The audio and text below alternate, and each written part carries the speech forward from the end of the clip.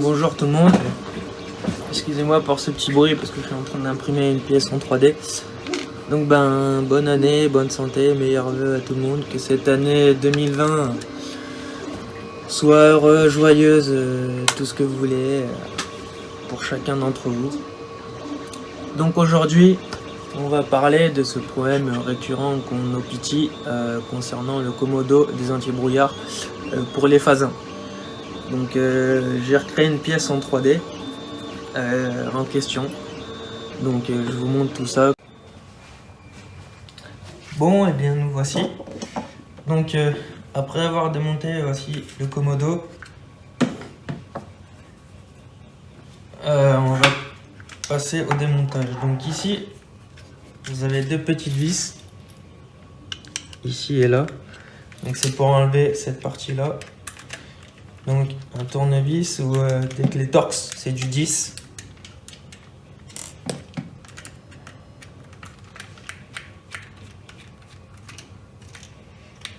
Donc ça, hop, c'est la partie la plus simple, voilà. Après il nous reste ceci. Donc ensuite, nous avons une vis qui se trouve ici, une vis qui se trouve ici.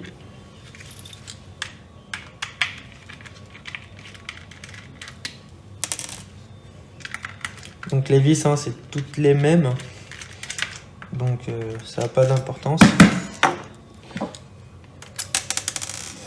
Après, avec un tournevis plat, on vient enfoncer, bien sûr, tout doucement, et faire levier. On a les petits picots ici, de part et d'autre.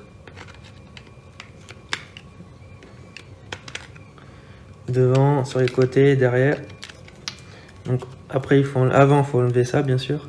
La petite connectique qui vient ici. Donc là, ça vient comme ça. On met de côté. Ensuite, vous avez deux vis ici. Donc il y en a une là. Donc là, il faut enlever ça aussi. Ça. Et normalement, vous en avez une autre ici. Bon, moi je l'ai déjà démonté, donc hop, ça n'a pas d'importance. Ça, donc faites bien attention, hein, où est-ce qu'étaient les pièces, à quel endroit. Donc voici la pièce en question. Voilà, donc c'est celle-là qui pose problème.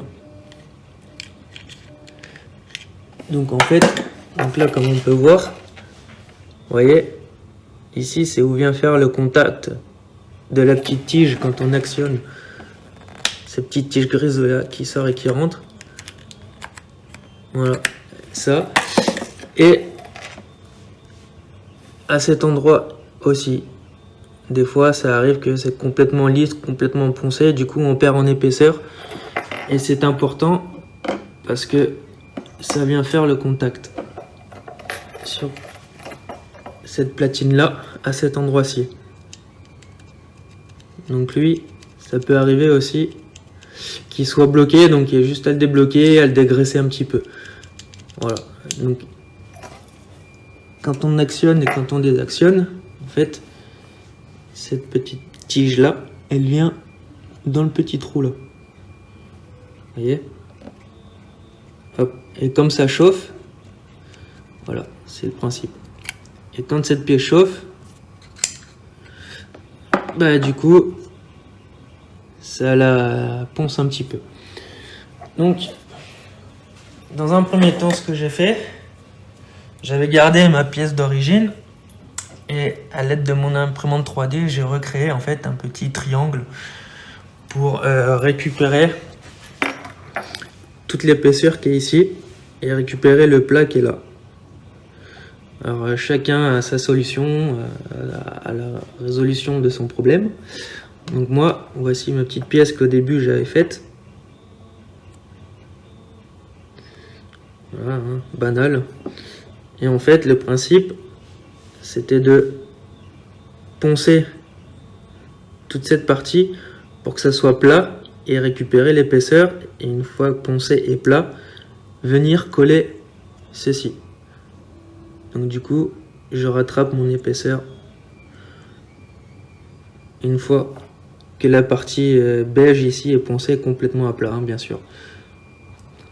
Donc, et puis grâce à un ami, il a pu me modéliser cette pièce là avec un logiciel, et donc j'ai pu recréer, enfin il a pu recréer et j'ai pu imprimer. Alors dans un premier temps, voilà, ça sortait comme ça. Ça sortait comme ceci. Donc voilà, ça c'est la première pièce. Ça allait pas dans un premier temps parce qu'en fait ici on voit pas très bien. Mais en fait les bords ici c'est carré. Donc du coup à cause des petites broches qui sont à cet endroit ici, qu'on voit pas très bien noir dans noir, forcément c'est pas top. Donc du coup j'ai refait une pièce, remodifié la pièce. Et donc une fois modifié, on peut voir ici déjà que l'arrondi est un petit peu mieux. Donc bon, au final, j'ai eu ce petit souci. Donc du coup, j'ai résolu ce problème-là en remodifiant ici. Voilà, là on voit bien. Voilà, on voit très bien l'arrondi ici. Bon, par contre, j'ai dû apporter une petite modif. En fait, avec un scalpel ou un cutter, donc et un briquet, chauffer le scalpel ou le cutter et en fait venir recreuser un petit peu plus sur le haut, voilà, dans la partie interne ici. En chauffant, ça fait fondre un petit peu le plastique et en creusant tout doucement, donc de chaque côté. Et ensuite, une fois que ça, j'ai creusé, en remettant la pièce, voilà, le petit clic, hop, et on va l'actionner, voilà. Donc là, on voit bien que la pièce prend bien et est bien en place. Donc, mon premier test, ça a été ça. Donc, comme je vous ai dit au début. Ensuite, ça a été ça. Mais le problème, c'est que là, on peut voir que à l'impression, ça m'a fait un gros tas de caca. Et pas assez solide. Voilà. Donc là, on voit très bien que ça casse. Donc, de ce fait, mon modèle final, c'est celui-là. Donc, même principe. J'ai coupé à ras. Bah, du coup, on peut voir que ici, on n'a plus le petit caca.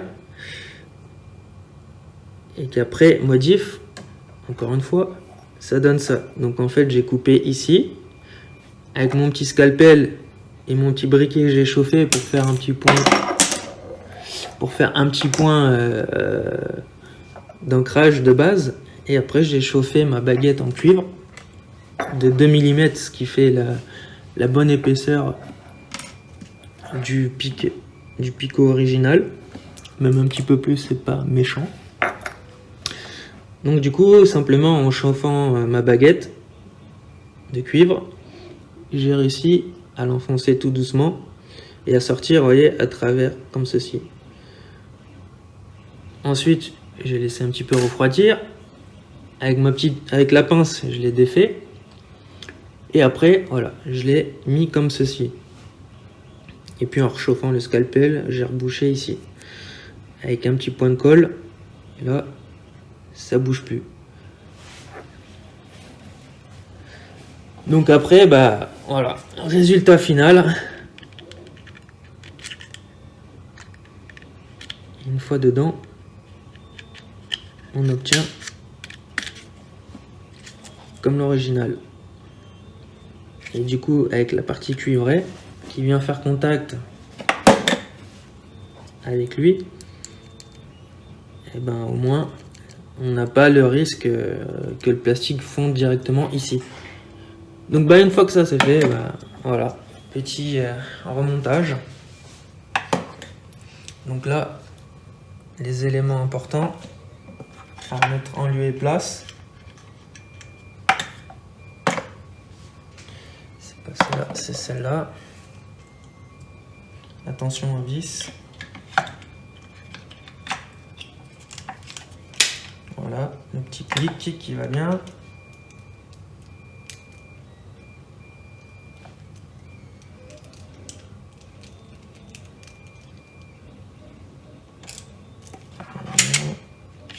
Voilà. Le plus chiant.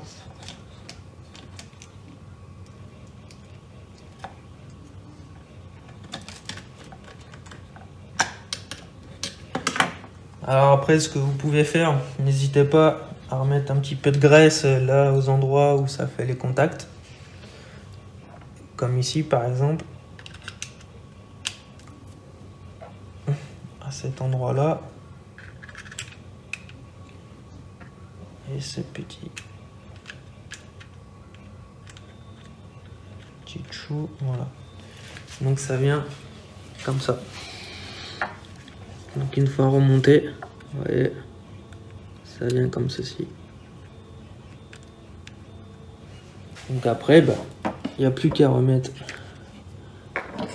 à vérifier que vous n'ayez rien oublié.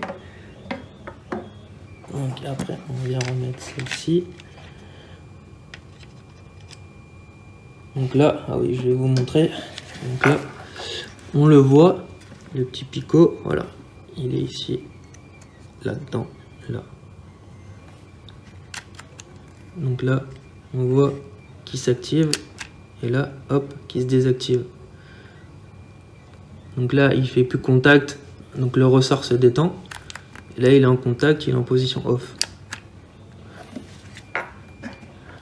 Donc c'est ce petit ressort là.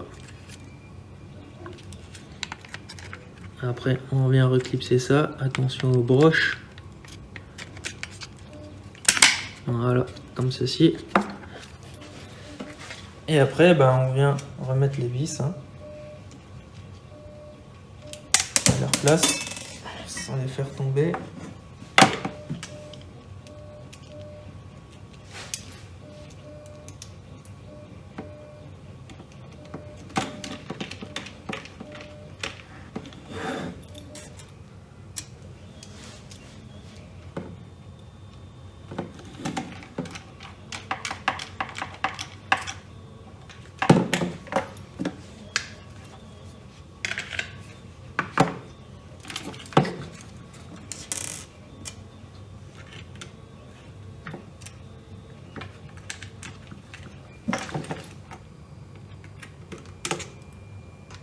Pareil, on met de l'autre côté.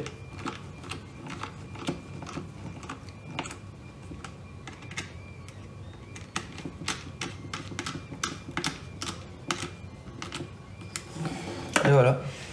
Et on n'oublie pas de remettre ceci.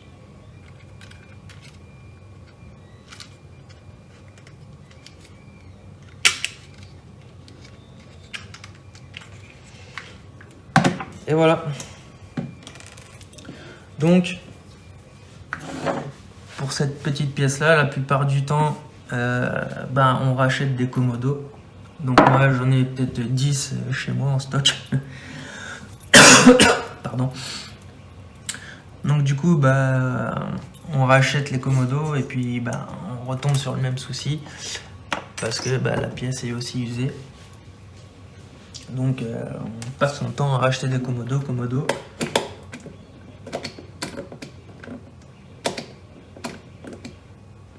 Donc beaucoup de gens font ça quoi. Donc j'ai recréé cette petite pièce, on a recréé cette petite pièce. Donc dispo. Si vous en avez besoin, vous m'envoyez un petit message sur YouTube ou venir. Je vous invite à rejoindre ma page Facebook Petit Cruiser PACA pour me contacter si vous souhaitez avoir cette petite pièce là. Donc voilà, c'est fini pour ce petit démontage explicatif. Donc écoutez, on se retrouve dans une prochaine vidéo et encore bonne année. Ciao.